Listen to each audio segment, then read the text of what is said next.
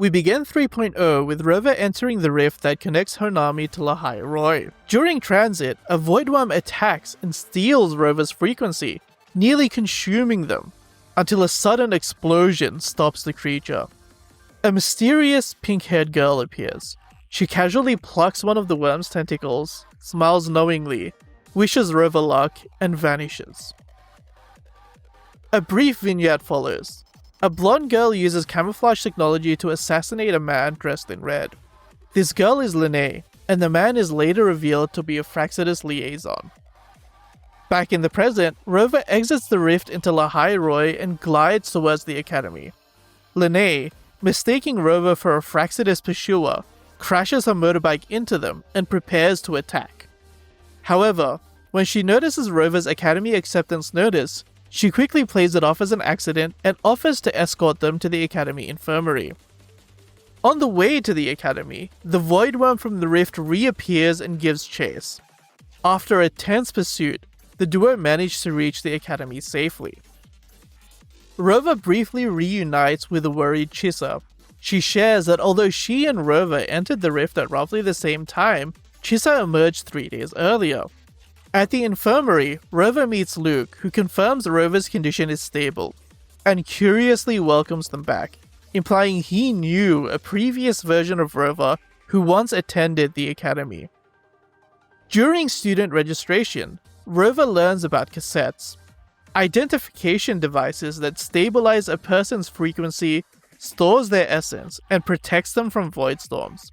Since life in Lahai Roi depends on them, Rover is sent to the Institute to have one made.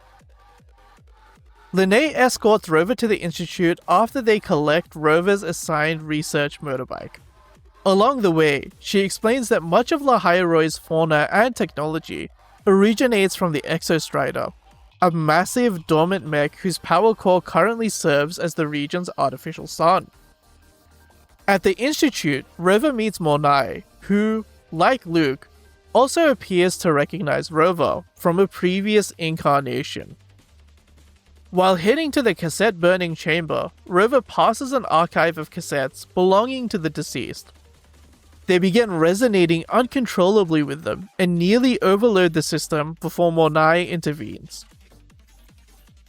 During the cassette burning process, Rover experiences a heartwarming montage of their journey so far that ends with an unfamiliar moment. We see a younger Mornai, still a student, watching Rover walk away. The process completes with a complication. To no one's surprise, Rover's frequency already has a file, one that is completely empty. Mornai quickly overwrites it and moves on. Soon after, Rover accompanies Mornai to a meeting about the upcoming new solar ceremony. The plan is to replace Lahai Roi's current artificial sun, which is actually the dormant Exostrider's power core, with a new artificial sun called Helios. During the meeting, we're introduced to Professor Warren, who questions Rover's origins, then departs, apparently satisfied. The meeting is suddenly interrupted by a void storm alert. The storm has struck the Hyvatia detector, a critical instrument for the upcoming ceremony. Worse, it has also corrupted its defense systems, which threaten to attack the Institute. Mornai brings up the security feed, which shows Linnae fighting the defense system as the facility enters an unauthorized lockdown. With transit disabled, Rover escapes the Institute on a research motorbike. The story briefly rewinds to Linnae. She ruminates on a disturbing message sent by the Fraxidus liaison she killed prior to meeting Rover, who should be in no position to send messages on account of being dead. Tracing the signal leads her to the Hyvatia detector, where she encounters the liaison alive. He threatens her with knowledge of her true identity, drops a mysterious device, and teleports away. Back in the present, Rover meets Linnae at the detector. Together, they disable the rogue defense system. Before Linnae can explain herself, Professor Warren detains them both for interrogation. He dismisses Linnae's evidence, ends the questioning, and privately threatens her with extradition to the new Federation. Later, Linnae reveals the truth to Rover. The cassette she carries belonged to the original Linnae, who who was a deceased Fraxidus agent who served the Grand Architect. The Linnae rover knows is actually a new Federation spy who assumed her identity post-mortem. She asks Rover not to interfere with her student life, and Rover agrees. With a shared enemy, they form an alliance. They analyze the Fraxidus device and discover its purpose. It stores and amplifies Voidstorm energy to corrupt Exostrider-based technology, and it can be remotely controlled. After disabling its remote access, they deduce that it will likely be used to trigger a Voidworm rampage against the Academy. Rover alerts the Academy via Luke. Soon after, Linnae reveals that she has been expelled as a result of the investigation finding crimes committed by the original Linnae.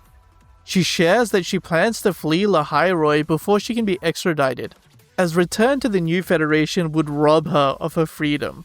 As Rover leaves the dorms, another Voidstorm alert sounds. Knowing the Voidworm is drawn to their frequency, Rover decides to lure it away from the Academy.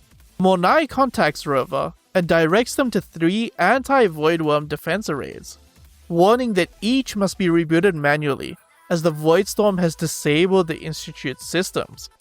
Meanwhile, the Academy's Void Matter barrier fails to fully deploy, allowing the Voidworm to breach the grounds. Linnae saves a student at the last moment, and Rover rescues Linnae in return. Together, they lead the Voidworm towards the defensive arrays. The first array activates, but immediately draws the creature closer. Linnae distracts it, while Rover activates the second array, but the device Linnae uses to draw the Voidworm fails before the third array can be triggered. Rover reaches the final array just in time, activating it and immobilizing the Voidworm.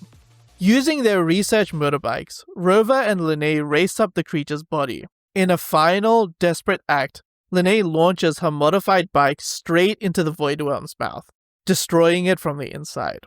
The duo return to the Academy to applause. Although Linnae's expulsion remains in effect, the academic affairs teacher offers her a second chance, this time under her real name and with her real exam results.